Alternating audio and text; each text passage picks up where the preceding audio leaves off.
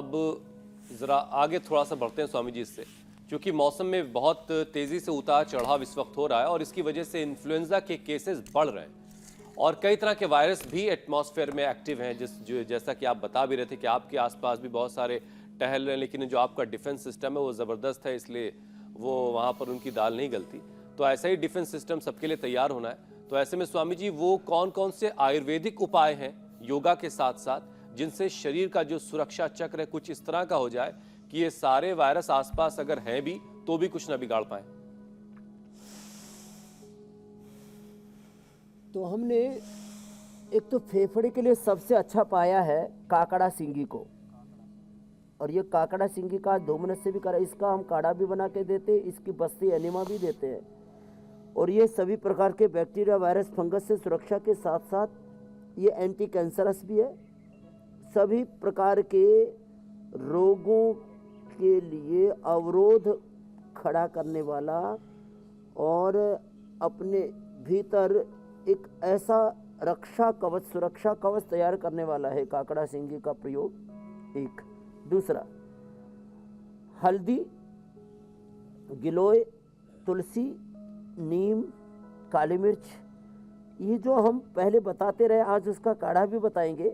वैसे हमने गिलोय की गोली, गिलोय घनवटी एडवांस, अश्वगंधा का कैप्सूल, अश्वशिला का कैप्सूल, और सबको हमने अश्वगंधा खाना सिखा दिया। दूध में हल्दी, शिलाजी, च्यवनप्राश, दूध में अश्वगंधा, शता और सफ़ेद मुसलिक डाल करके किस तरह से मेडिकेटेड मिल्क पीना है, कैसे आपको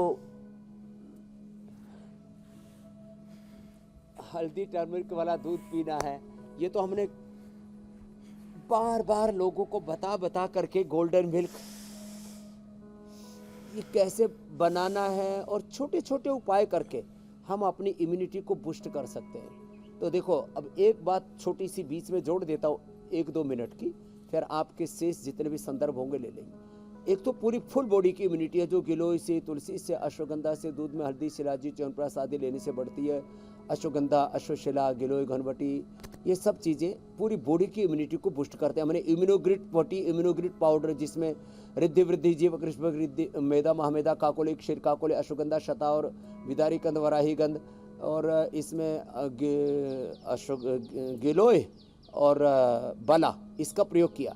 लेकिन इसमें एक खास बात यह है कि जैसे किसी का लीवर वीक होता है तो लीवर की इम्यूनिटी के लिए लिवोग्रिट, किडनी कमज़ोर हो तो किडनी की इम्यूनिटी के लिए रीनोग्रिट, आंतें कमज़ोर हो तो उसके लिए कोलोग्रिट, और किसी का फेफड़ा कमज़ोर हो तो सासारी ब्रोनकोम, किसी का हार्ट वीक हो तो हृदयामृत अर्जुनारिष्ट अर्जुन की चार, आंखें कमज़ोर हो तो आईग्रिट, कान कमज़ोर हो तो ईयरग्रिट, थायराइड कमज़ोर हो तो थायरोग्रिट, अलग अलग स्किन कमज़ोर हो तो गोधन और नीम घनवटी, डर्माग्रिट, सोरोग्रिट या मिलोनोग्रिट, ऐसे अलग अलग प्रयोग।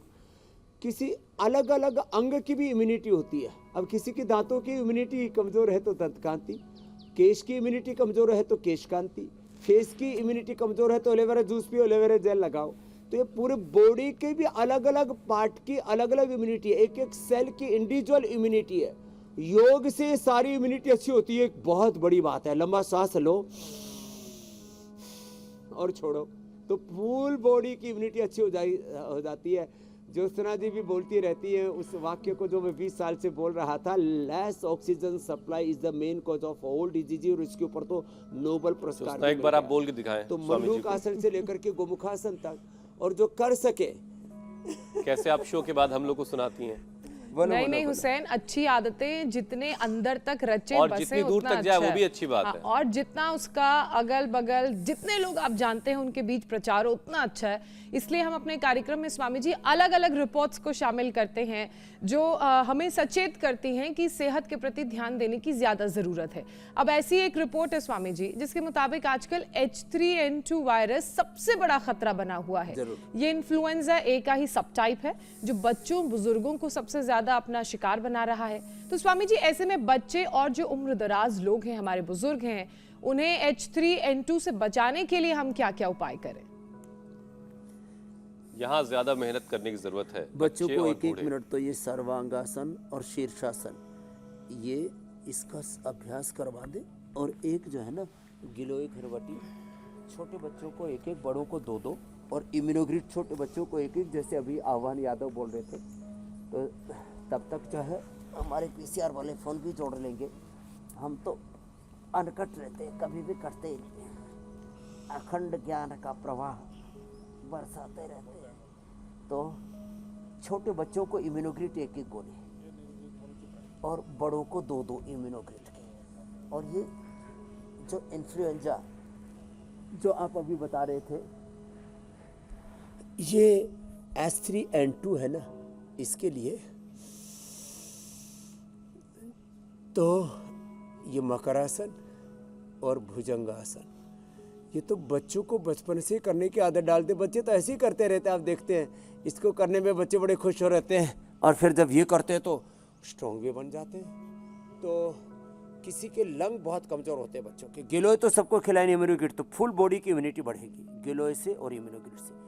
लंग कमज़ोर हो तो स्वासारी क्वाथ, स्वासारी प्रवाही लिक्विड, या स्वासारी बटी, या स्वासारी गोल्ड या बोनकोम ऐसे दे दें, तो फिर कोई भी वायरस उनके पास में नहीं फटकेगा, दूर से ही भस्म हो जाएगा। ऐसा है मामला।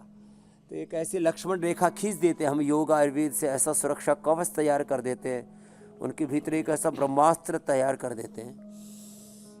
ऐसे इनका प्रयोग करना है और अपने अपने सामर्थ्य के अकॉर्डिंग योग तो करना है। आसनों के साथ प्राणायाम भी करना, वो अंत में आज हम रखेंगे।